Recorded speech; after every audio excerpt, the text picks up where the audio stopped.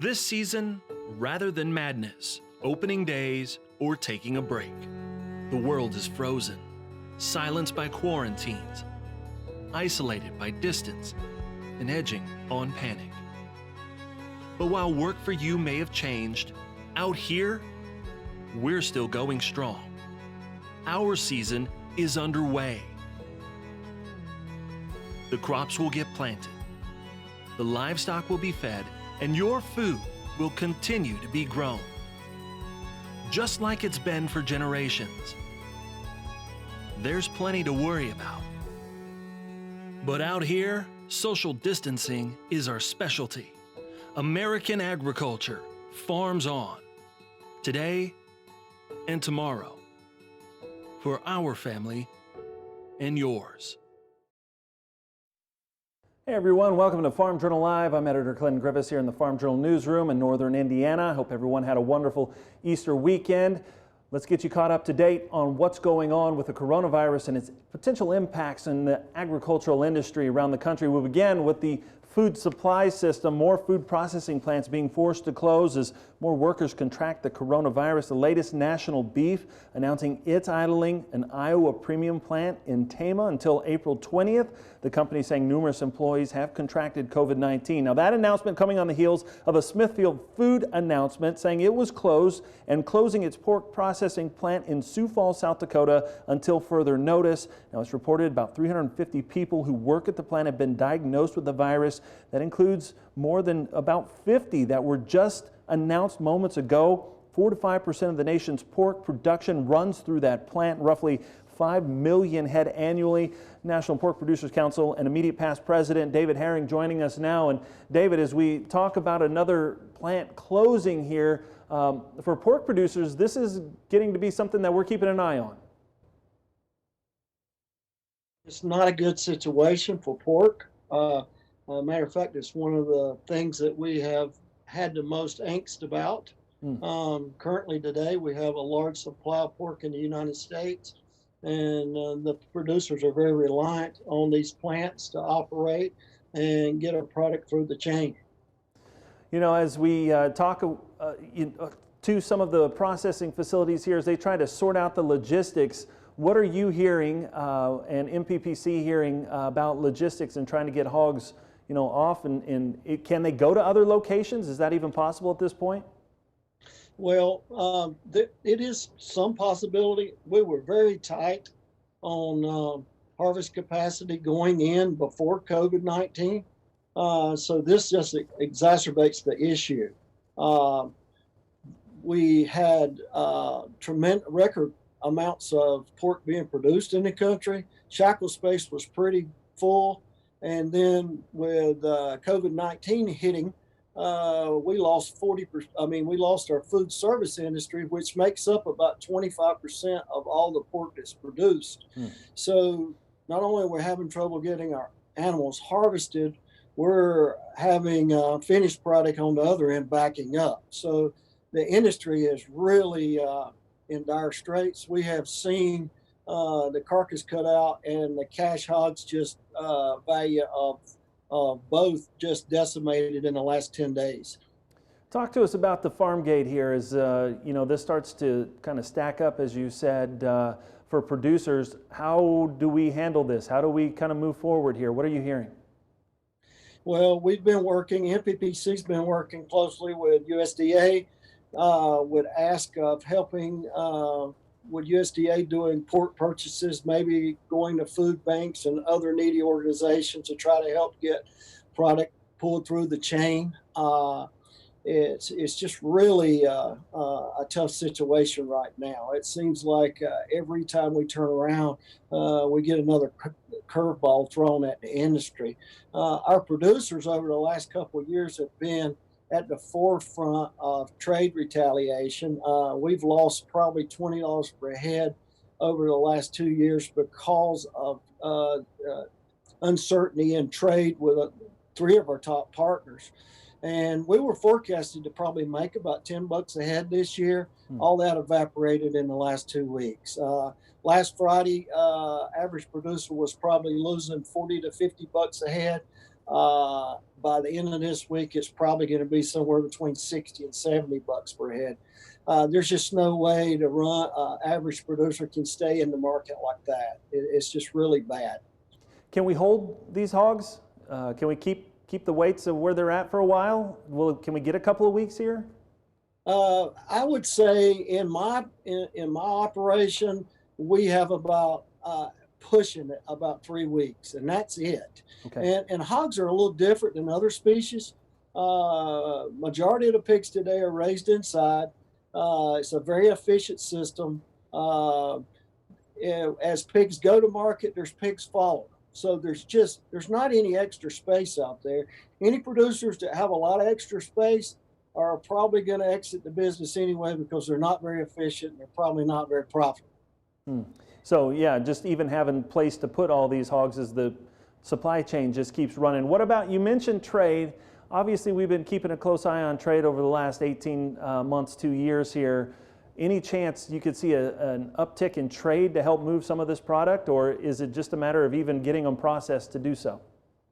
Well, fortunately, China is taking a lot of pork, but we're still under tariffs with China. We're at about a 25-cent or 25% disadvantage with our European trading partners. We feel like if those tariffs could get taken off, we maybe could double exports to China, which would help. The big problem we're running into is that COVID-19's pretty much stopped the world, not just the United States. So we've seen in some of our other markets like Mexico and some of we've seen the dollar strengthen tremendously against their peso, which puts them in a situation they can buy less product. So there's just not a good scenario anywhere we look. Yeah, it is a difficult time. Of course, appreciate you taking a few moments to visit with us here on Farm Journal Live. David Herring with MPPC, we appreciate you. And stay safe out there, and best of luck as you wade these waters yourself there in North Carolina. Thanks so much. JBS USA has said that it will reopen its Greeley, Colorado plant today. That's after the plant was closed last week for cleaning and sanitizing after a dozen of plant employees tested positive for the virus there. It's reported 2 employees have died from that virus. The plant has a daily slaughter capacity of 5,400 head of cattle. Let's bring in Drover's editor, Greg Henderson, now. And Greg, as we discuss these facility closures and processing shutdowns, on the cattle side of things, it's been just as dynamic. Absolutely, just as dynamic as what we saw on the seeing on the pork side. On the beef side, the Grand Island plant, JBS, is also having coronavirus issues, and they kill about 5,200 head per day. Last week, we already saw a 14% decline in slaughter of beef cattle. We could see another 10%. Obviously, this is a disruption that's ongoing. And you talk about how many weeks can we withstand this? I would say a couple of weeks for the beef side. We've already got a lot of cattle on feed, you know, and this is unlike any other industry, the meat industry, because we have those animals ready to go. They can't wait 2 or 3 weeks. You can't put them on the shelf and store them. So it disrupts everything backwards from the slaughter plant. The feedlots are going to be backing up. That's going to hurt price. We already lost $7 to $8 last week. We could see another decline this week, although feed yards say they are asking higher money this week. But it's an unprecedented situation. We really don't know where this is going to go from here, but the next 2 weeks are obviously critical. You know, Greg, we've talked a lot over the last few weeks about the difference between kind of that on-the-ground price and what retailers are charging and packers are making and those margins. Have we seen that, or will we see that continue to change this week given some of these supply disruptions? Over the last couple of weeks, that choice cutout price has come down roughly 20%, 20 to 25%. So it's come closer in line. That spread is not as wide as it was. At the same time, the cash cattle prices have been declining too. We have to remember that choice beef cutout is a negotiated price between the retailer and the packer. So yes, that has come down, and certainly because the grocery stores have been replenished, restocked. But this is a supply disruption right now because there's plenty of cattle to kill. Are we going to have space for all of them? Do we have the workers to get all of that fulfilled? And if that continues to happen this way, we may see further meat shortages in the stores. We don't know yet. Right. It's something that we're looking into. You know, there's been some talk out of Washington trying to get some assistance, in particular for the livestock industry and for cattle in general. Do we know anything yet about what that might look like, when it may roll out? What are we hearing out of D.C. on some sort of COVID-19 assistance package? Yeah, unfortunately, Clinton, we're hearing a lot about that, and we know that that's in the package. We just don't know what that's going to look like yet. Producer groups and farm state senators and congressmen are working on that. We just don't have any idea yet what it's going to look like. Obviously, one of the things that a lot of the cowboys in the country want right now is they want some investigation. They want to know what happened and was there collusion involved and were there misdeeds involved.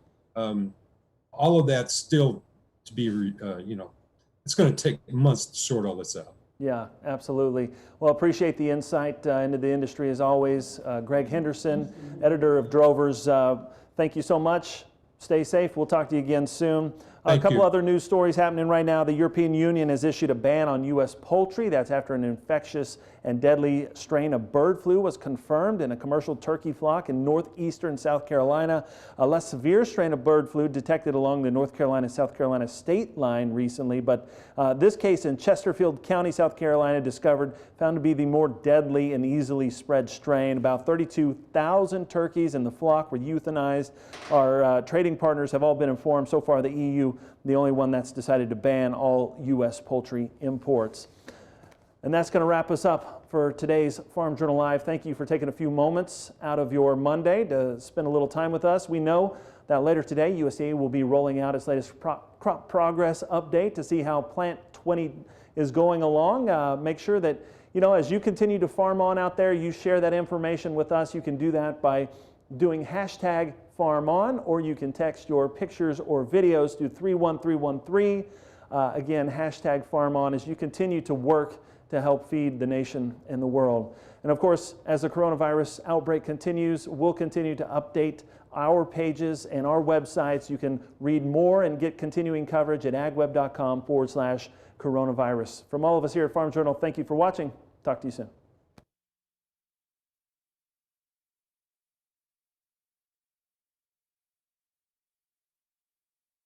Thanks, Clint.